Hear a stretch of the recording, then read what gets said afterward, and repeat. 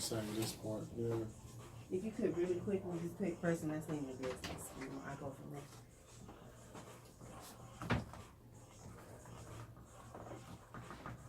Glad you made it. You look nice. You look dapper. Oh, we don't say that word. You can say dapper. It's cool. Spiffy. We don't. Spiffy. Spiffy is preferred. No, we on the hood.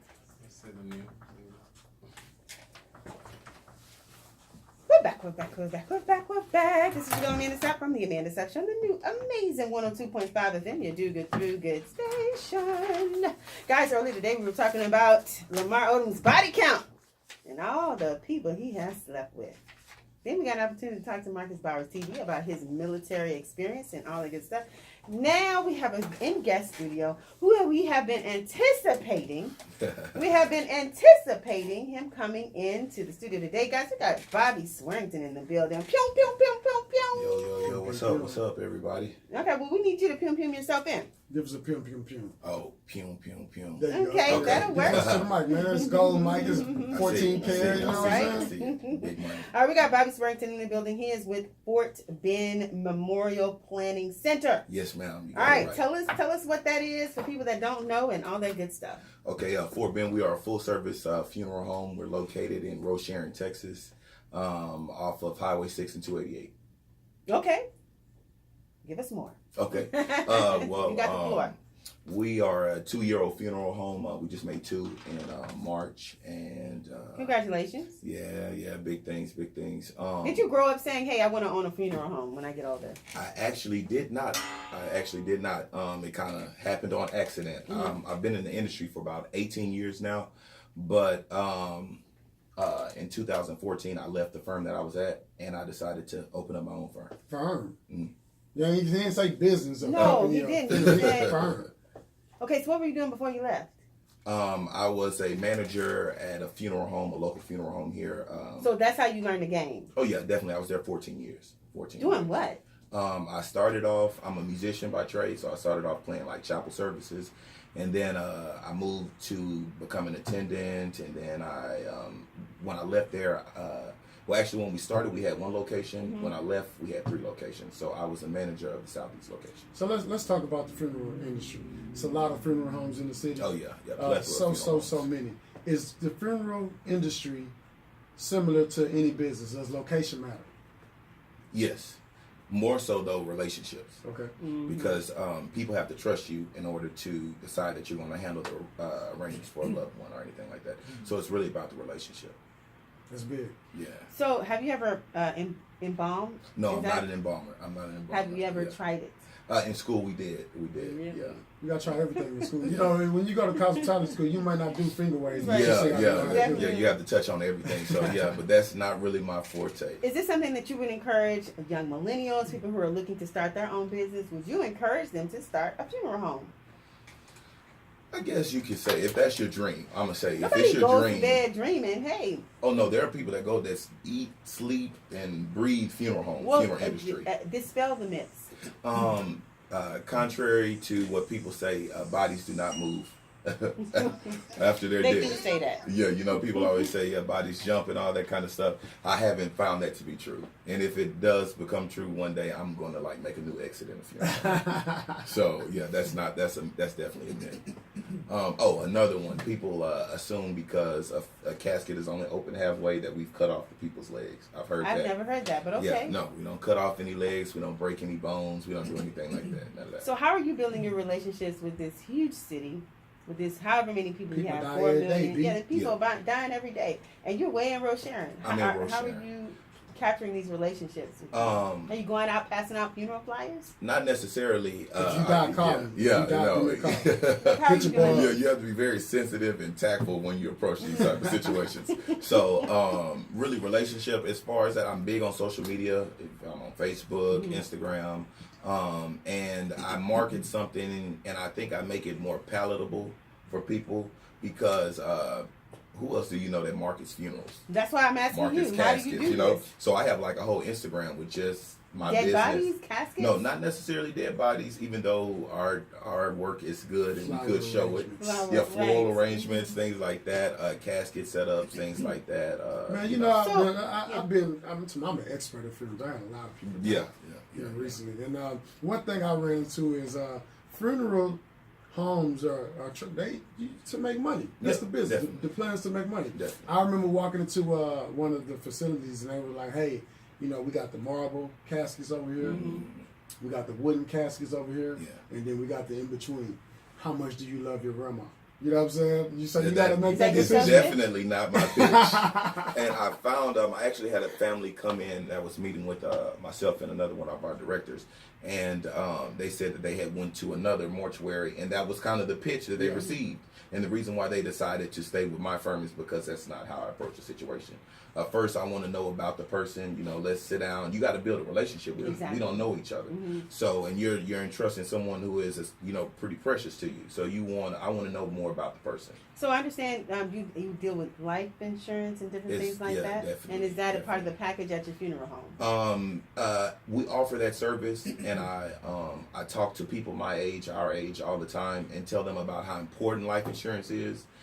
It's crazy how we'll go out to the mall and we'll spend $200, $300 on shoes, and don't understand that we can actually get a policy. We can pay up our payments on the policy for a year with that type of money. Yeah.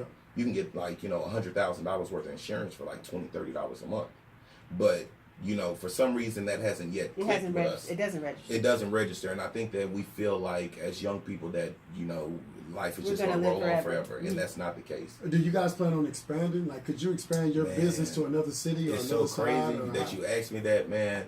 A pastor here actually told me that my business will not reach its full potential until we expand, right? True. And I never thought about that. That wasn't really my goal. I would say I really wasn't planning on opening up a funeral home, less known, start to open multiple locations. But I've been approached several times about doing something on the north side, something in Katy, So you think that people probably more so come to you because of the way you treat them once they do decide to work with you? Definitely. Relationships. And then relationships and our work. We do That's really good work. I want to know about that part. Our work is, really good. So what's one of the services or products that you guys might offer that makes you guys different from some? Man, let me tell you, man, we go from we take care of things from start to finish. It's crazy. I now have family members that's gotten out that I actually go out and buy clothes. So I'll go out and purchase the clothes for the person. When my grandmother passed away, I in life my grandmother didn't wear the same thing twice. So we changed her clothes on the Saturday for her wake. She had on a different outfit. On Sunday for a funeral, we had on a different outfit. Missed that though. Granny used to get it in. You sound like Granny you're considerate when it comes to deciding how these people should plan their funerals. Every funeral is different. You mentioned something about your brother passing. Yes, Okay, so tell us a little bit about that and how your funeral home.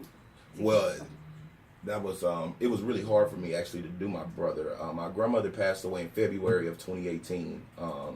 Right at almost a year after we had opened, so I had to funeralize my grandmother. Sorry to hear that. Yeah, thank you, I appreciate it. It was crazy because she actually passed right in front of me. It was a situation where we took her to the hospital, and we just assumed that she was going to get insulin. She had high blood sugar. One thing changed, and then next thing I know, she's having a seizure and she passed away. So I had to deal with that. And then 13 months later, my brother was tragically killed. And it was a very tragic situation, and I never thought that within the first 2 years of my business being open that I'll bury my grandmother, whom I lived with, and my brother, my baby brother. And so that was a tough situation. So knowing that you've dealt with those deaths, and again, I've had close people die, right in front of me as well. But one thing that I've learned is that you really want to remember those people. You want to memorialize those people. And so what I've always done is getting T-shirts. Not the regular RIP shirts, but nice custom shirts. But then also the video has meant a lot to me. And I think a lot of people don't really think that funeral video the day of is going to be of importance to you until later. And that's a sentimental value. You know what's put crazy? a dollar amount on that. Once I put the video up on Facebook, I put it on my page of my brother's funerals. The entire funeral is there. It has I think maybe 2,200 views on it. My mother actually watches. Well, she doesn't watch the video, but what she does is she presses play on it and she puts it in her pocket. in her like her cell phone case, and she listened to it because it matters. like you want to hear all those great over. stories. Oh, you man. can't. People just kind of let that happen and then walk away from it. But you know what's crazy though? The thing is, and what makes our funeral home different is that we plan from the beginning to the end. Meaning, like, not only do we take care of the body, but we plan the music, we plan everything. We do the videos, the photography, everything from start to finish. Real quick, you have something on your Instagram. Vote for Bobby or Bobby for Fort Bend. Were you running for office? What were you doing? Bobby for Fort Bend. What is the name of your Instagram? Bobby Fort Bend. Bobby. Yeah, Fort Bend. So let me tell you. So I'm from Fort Bend County. I wasn't born there. I was born in California, but I was pretty much raised all of my life in Fresno, Texas. So I'm a product of Fort Bend County, and so that's what I decided to name my funeral home. Okay. I named so it who's Fort Bobby Harris? Huh? Where's Bobby Harris? Who is Bobby Harris? Bobby Fort Bend? Is there a Bobby Harris County Fort Bend? Oh no.